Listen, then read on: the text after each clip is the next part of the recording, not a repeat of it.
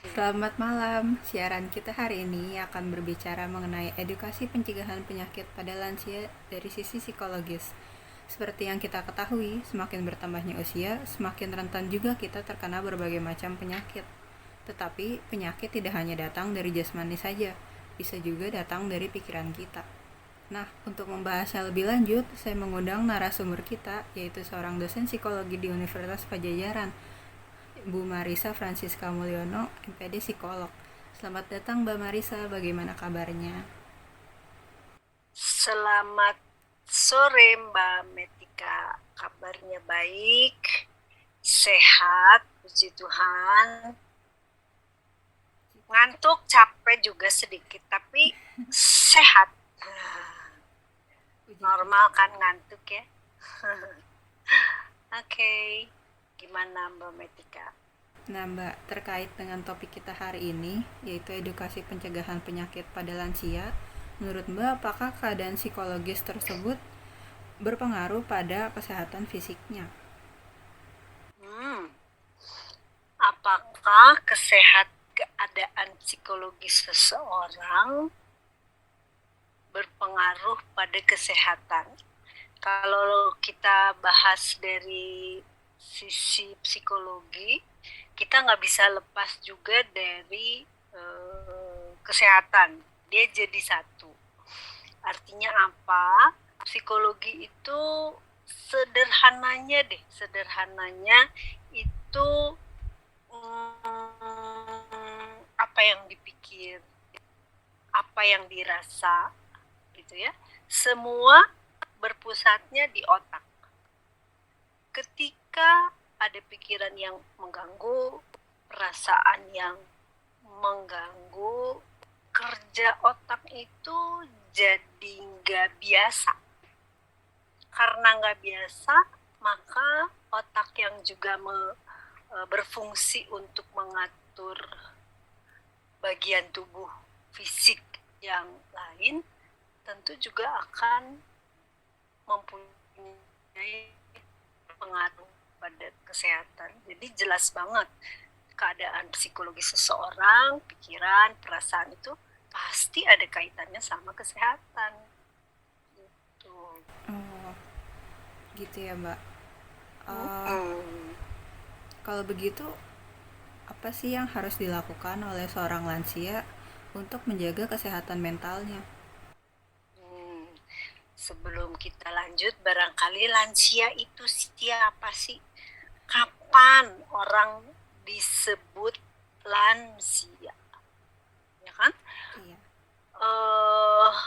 Kalau kesepakatan dari WHO itu Badan Dunia yang mengurus kesehatan ya, itu dikatakan bahwa lansia itu mulai ketika seseorang berumur 60 lah, boleh dibilang. Ya. Ketika dia 60, dia mulai masuk pada tahap usia lansia, lanjut usia. Sebenarnya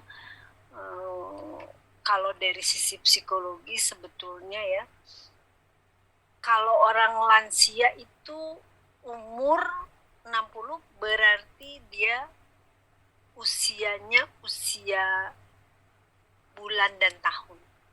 Kita sebutnya kronologis. Usia kronologis berdasarkan berapa lama dia sudah menghabiskan hidupnya di dunia. Hitungannya tahun dan bulan. Itu usia kronologis. Tapi psikologi membahas juga usia fisiologis, usia tubuh, usia badan. Gitu. Apakah orang yang usianya 60 badannya juga pasti 60? Nggak selalu. Dia bisa badannya umurnya lebih muda dari 60. Atau malah lebih tua dari 60. Jadi ada usia kronologis, bulan dan tahun, ada usia biologis. Apa yang disebut dengan usia biologis atau fisiologis? Usia biologis itu bagaimana kondisi dari organ-organ tubuhnya dan juga fisik gitu ya. Apakah itu kekuatannya, kelenturannya, ketahanannya, fungsinya gitu. Nah, yang normal apa? Kalau normal katanya usia fisiologis sama atau usia biologisnya sama sama kronologis, tapi pada kenyataannya orang bisa lebih muda dari usia, dan kebanyakan orang kan kepengen lebih muda ya dari usianya ya, mau dari penampilan gitu, nah fisik juga gitu. Jadi apakah seorang lansia itu usia badannya, kesehatannya harus juga tuh jaga usia kondisi biologisnya lebih muda, umur biologisnya daripada usia kronologisnya. Nah, tadi Mbak Metika nanya gimana, apa yang bisa dilakukan supaya usia biologis itu bisa lebih muda. Kita tunda ya, karena ada usia satu lagi namanya usia psikologis. Nah, usia psikologis itu apa? Usia psikologis itu ketika pikiran dan perasaannya nggak sama usia kronologisnya. Dia bisa lebih muda dari, kalau mulai 60 disebut dengan lansia, dia bisa lebih muda dari 60 gitu. Pemikiran-pemikirannya, cara melihat permasalahan, daya ingatnya, kemampuan berpikirnya, kalau emosi itu semangatnya gitu ya. Nah, itu bisa lebih muda dari usia 60. Apa yang namanya lebih muda? Nggak lupa ya. Secara alamiah, lupa itu terjadi ketika fungsi si otak untuk mengingat itu fungsinya menurun. Bisa dijaga supaya nggak cepet-cepet menurun? Bisa. Harus diaktifkan. Jadi kalau tadi Mbak Metika, apa yang bisa dilakukan supaya orang tua itu tetap sehat secara fisik? Dia banyak bergerak, tetap bergerak, bergeraknya nggak usah loncat-loncat, nggak usah lari-lari, tapi tetap bergerak. Kadang-kadang menggerakkan pergelangan tangan, menggerakkan jari, menggerakkan sendi-sendi, itu udah bergerak buat orang lansia. Bukan hanya duduk aja. Nah, supaya ada hasilnya, selain juga diolah tubuhnya ya, dilatih gitu, dia bisa mengerjakan tanaman atau pekerjaan tangan. Banyak orang lansia yang mulai menggambar, melukis di usia 60. Apa yang bekerja kalau melukis itu? Selain tangannya, pikirannya juga, perasaannya juga. Sama seperti dia mengurus tanaman, mengurus binatang, membuat masakan-masakan yang mungkin bukan masakan yang sehari-hari ya, bosen kali kalau gitu mah udah biasa gitu ya. Tapi sesuatu yang dia boleh lihat idenya banyak. Lansia kan bukan berarti nggak boleh lihat YouTube, justru lihat YouTube. Daripada pergi kemana-mana gitu, mendingan lihat YouTube. Udah keliling dunia tuh kalau lihat YouTube. Nah, lihat orang-orang ngapain aja, bikin apa. Nah, dicoba. Nah, itu mengolah nggak hanya tubuhnya, tetapi otaknya, nggak hanya menggerak-gerakkan tanpa hasil yang produktif ya, latihan tentu perlu, tapi juga ada hasilnya gitu. Siapa yang mau mengapresiasi, siapa yang mau menghargai, katanya Allah udah siapa buat siapa gitu. Buat diri sendiri. Seneng loh lihat bisa membuat sesuatu yang dulu mungkin gak punya kesempatannya. Kalau sekarang anak-anak sudah besar, cucu-cucu tidak selalu harus ada di sekeliling kita, kadang dia datang, kadang mungkin dia sibuk gitu ya. Nah, kita bisa banyak melakukan hal-hal yang dulu tidak lagi kita punya waktunya untuk lakukan. Sekarang waktunya. ya. Jadi apa yang bisa dilakukan? Banyak banget. Dulu nggak punya waktu, sekarang waktunya banyak banget. Nah, kesempatan nih yang dulu kepengen dibikin, dibuat, dikerjakan, sekarang bisa di list, dibikin daftarnya. Apa ya yang bisa dikerjakan? Apa yang dulu saya kepengen belum sempet gitu. Nah, itu bisa dimulai sekarang. Yang terlatih bukan hanya sendi-sendi, otot, pergerakan, dan lain-lain, otaknya juga, karena harus bikin perencanaan, harus mengingat-ingat, harus mengatur. Nah, otaknya menjadi tetap aktif.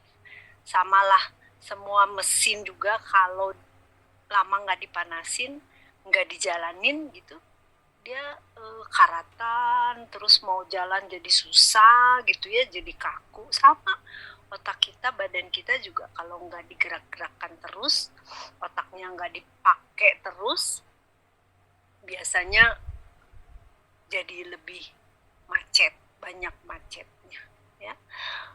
Saya tahu orang tuh zaman dulu kita punya punya kebiasaan menulis surat.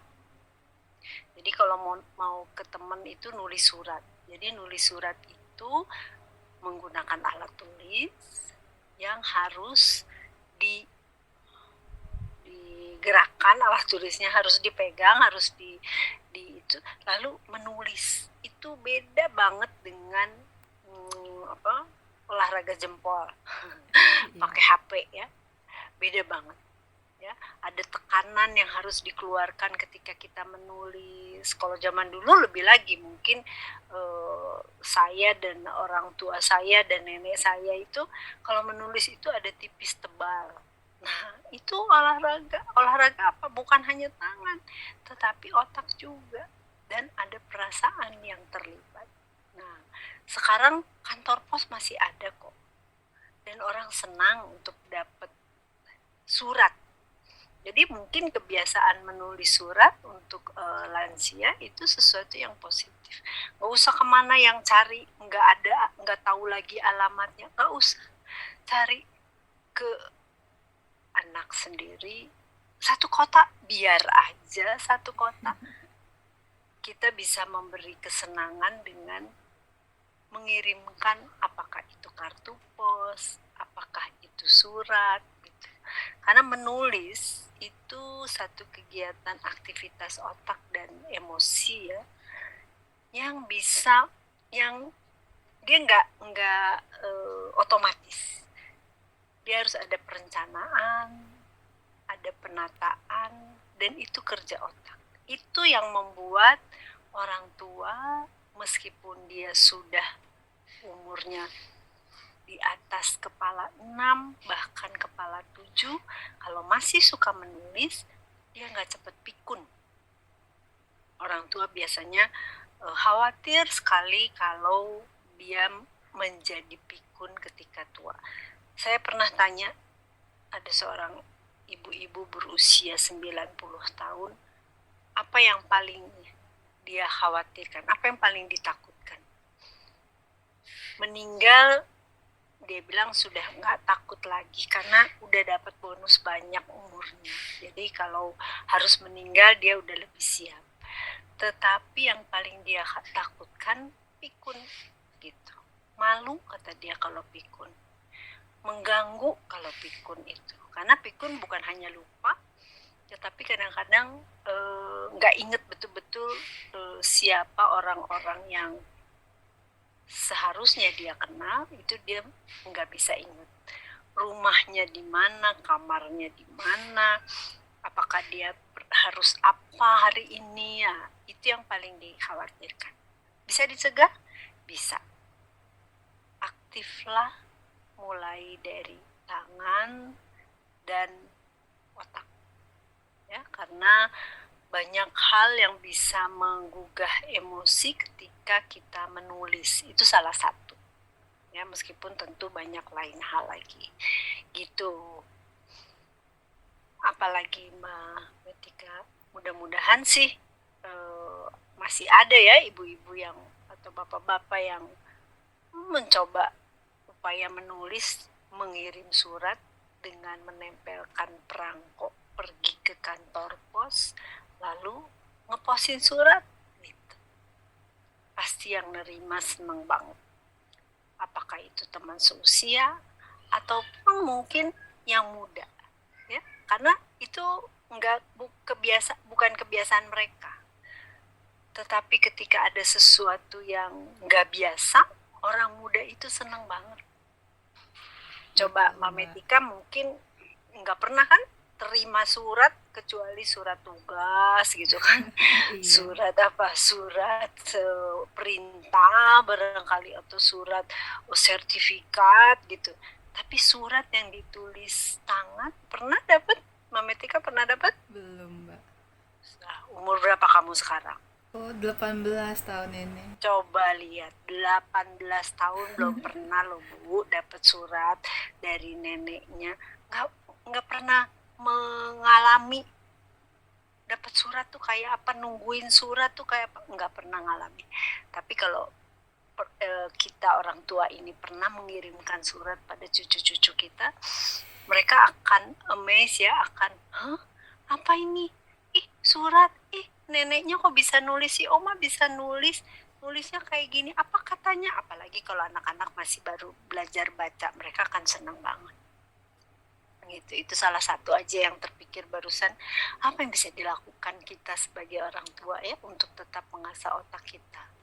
Ada kegiatan misalnya isi teka-teki silang, banyak sekali orang tua yang saya lihat minta dibeliin buku yang kotak hitam putih itu, teka-teki silang, terus ngisi gitu.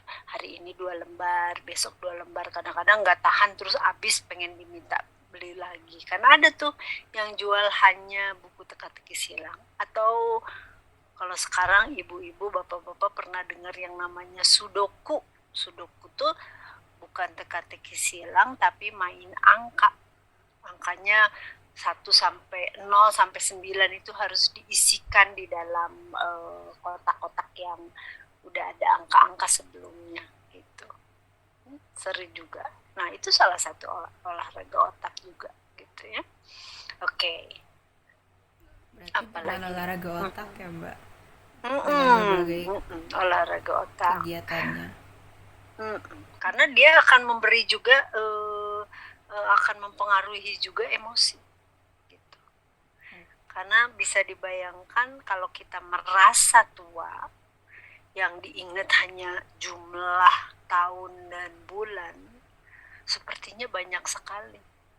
Tapi kalau yang kita ingat adalah hal-hal yang masih harus dilakukan ini dan itu, mau usia berapapun nggak akan mempengaruhi emosi kita. Tapi kalau yang dihitung bulan dan tahun, kadang-kadang banyak penyesalan, aduh udah tua gini, aduh ini, aduh masih pengen itu, atau aduh ada penyesalan ini, dan seterusnya gitu. Lebih baik mencari kegiatan yang selain bisa memberikan kesenangan, gairah pada diri sendiri, tetapi berbagi itu sesuatu yang sangat-sangat memberi dampak positif kembali ke diri kita. Sambil dari mana kembalinya? Lihat orang senang, itu memberikan kepuasan tersendiri. Ya? Oke, Mbak. Tadi nih Mbak udah banyak banget ngasih contoh untuk menjaga kesehatan dari diri lansianya sendiri. Kira-kira bagaimana ya Mbak kalau orang di sekitar lansia ini yang mau membantu gitu, apa yang bisa orang di sekitarnya lakukan? Ya, memang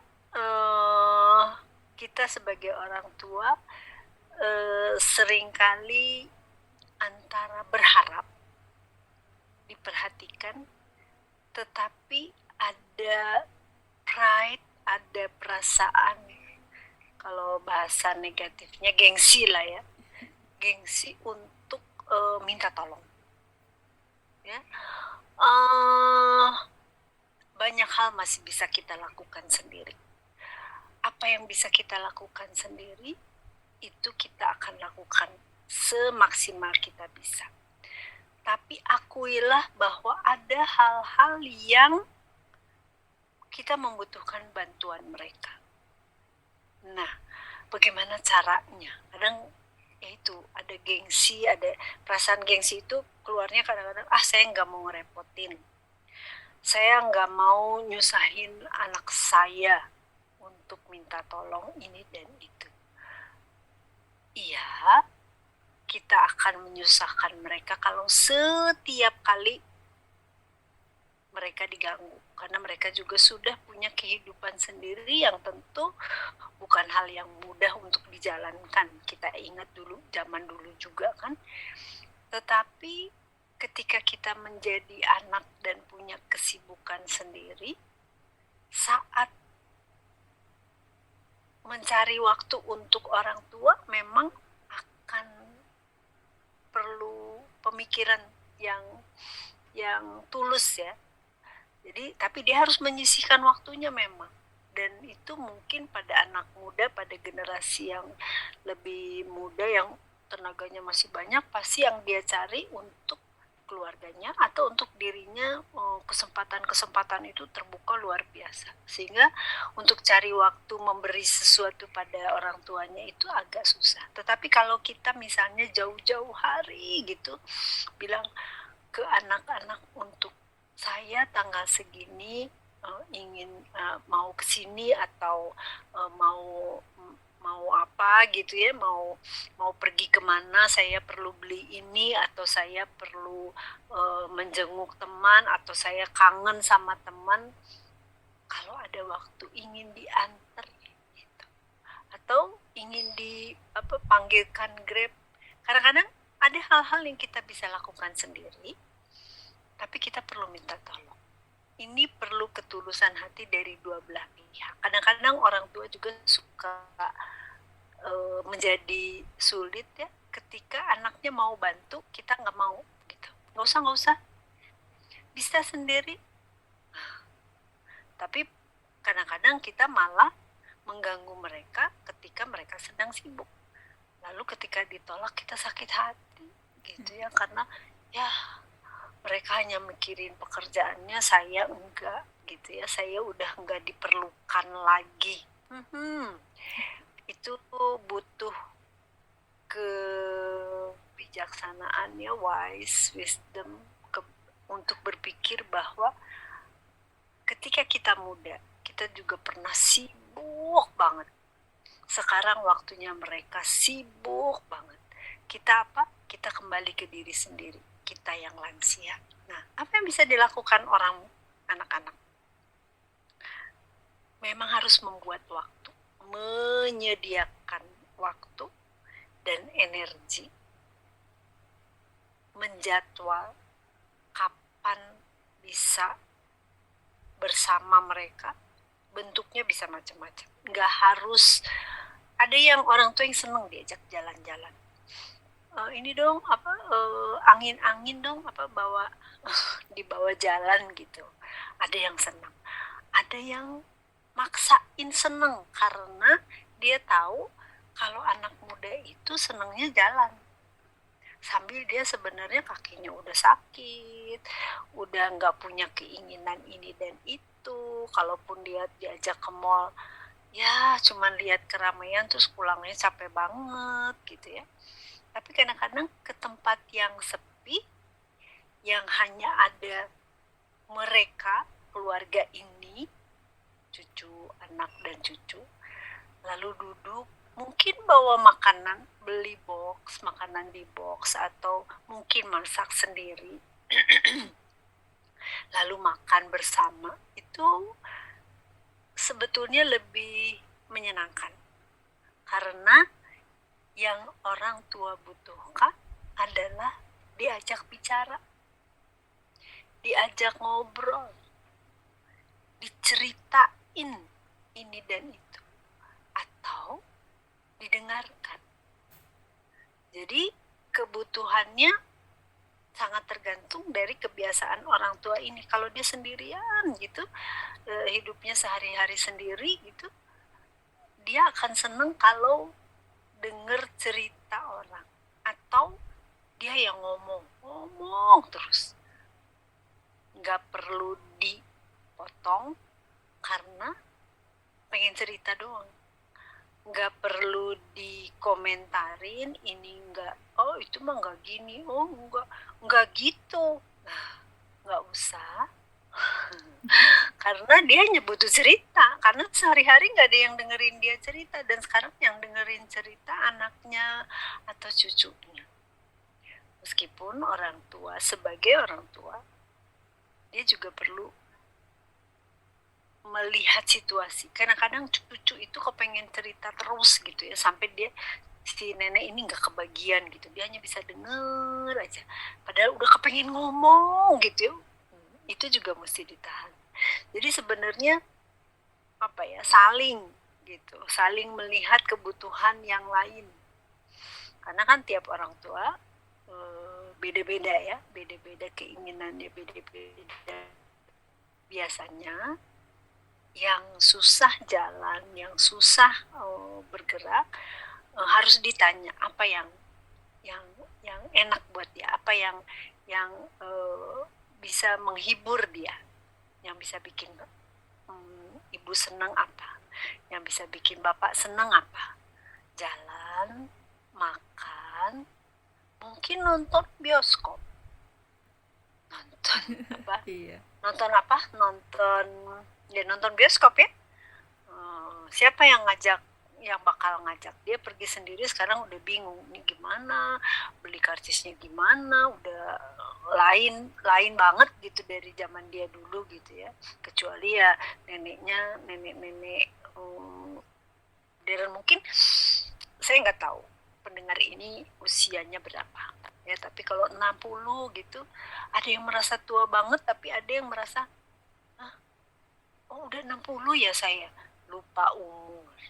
Mendingan lupa umur, gak usah diinget-inget, tapi hal-hal apa yang masih bisa saya lakukan, hal-hal apa yang bisa membuat orang lain senang karena saya melakukan sesuatu, itu yang akan membuat kita tetap merasa muda dalam artian pikiran, muda dalam artian perasaan gitu ya, dan fisiknya juga tentu akan mengikuti, kesehatannya akan mengikuti gitu.